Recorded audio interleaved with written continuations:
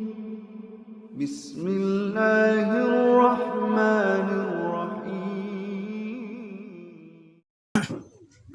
Assalamualaikum warahmatullahi wabarakatuh. Sobat-sobat, kita bersama lagi di channel saya dalam dakwah Islam pencerahan. Sobat-sobat, Sani Uye, santri kebanggaan Aswaja, mempertanyakan kalau tahlilan itu berasal dari Hindu, dari agama Hindu. Pernah orang Hindu berkumpul baca Al-Quran, membaca tahlil? Itu antara lain pertanyaan yang dia lontarkan sehubungan dengan tahlilan yang berasal dari agama Hindu. Sebenarnya saya miris sekali sobat-sobat. Merasa bagaimana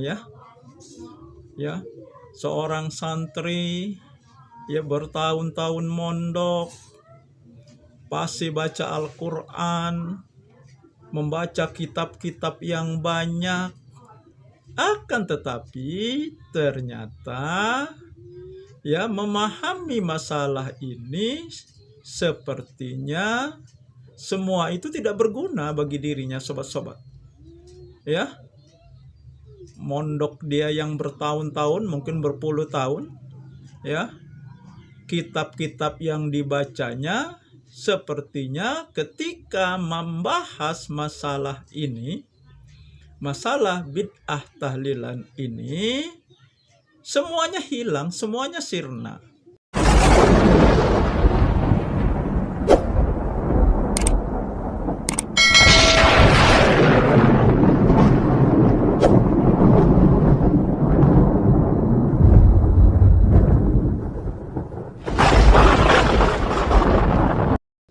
Atau dia sengaja membodohi dirinya sendiri, sobat-sobat.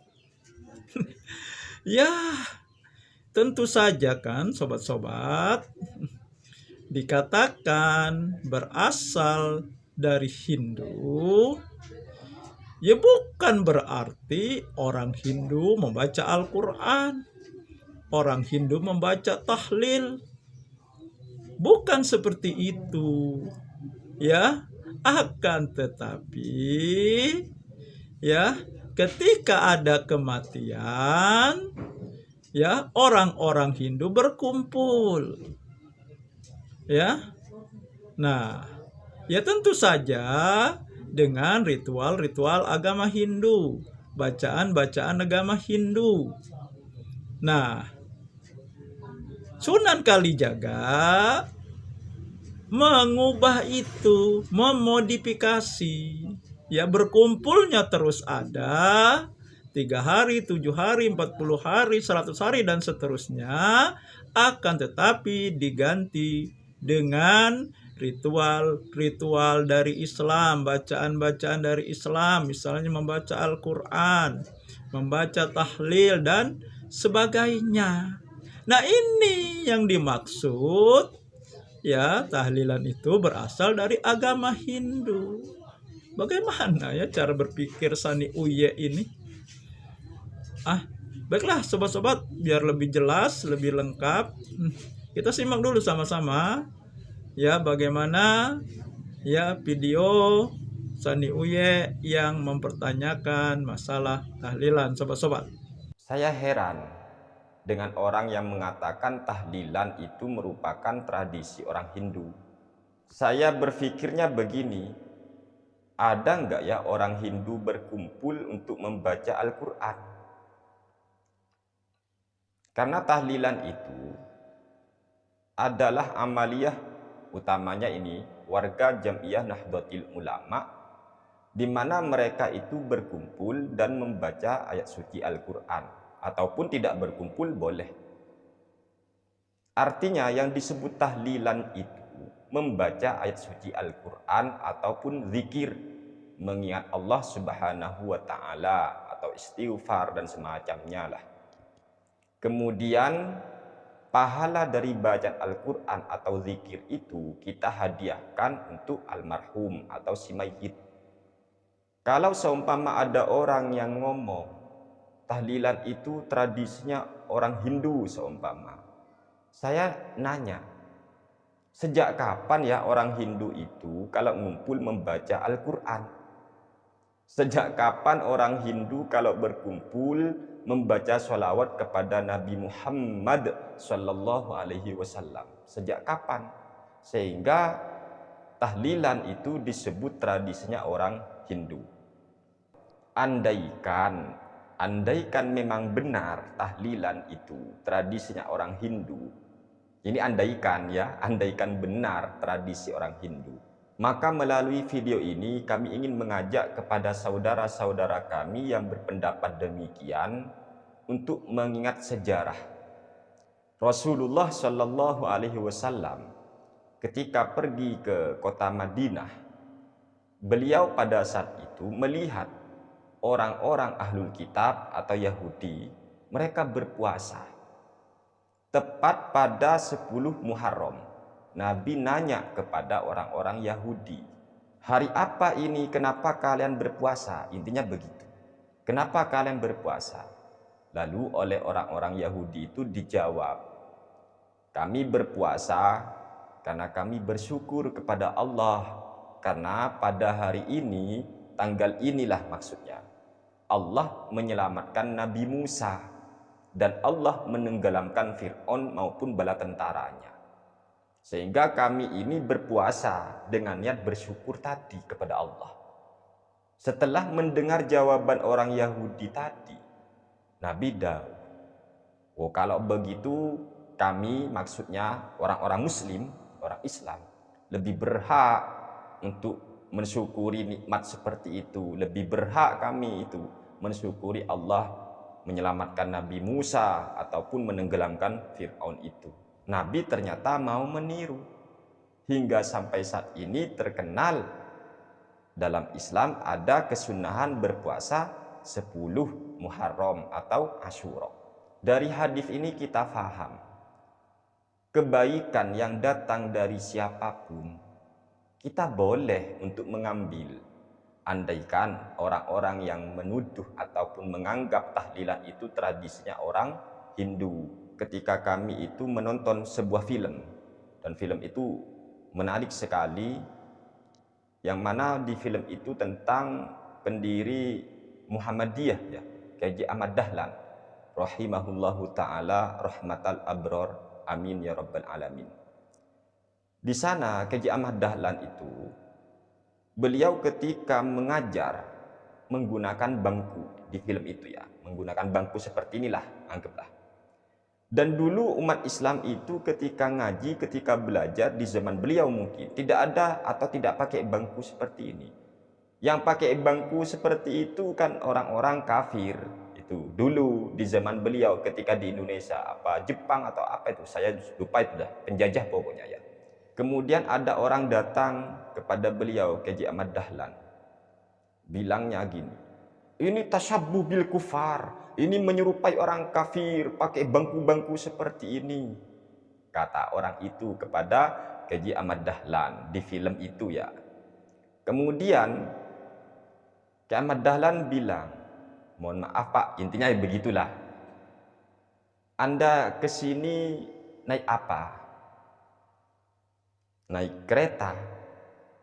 Kok nggak jalan kaki Pak? Kata K.J. Ahmad Dahlan.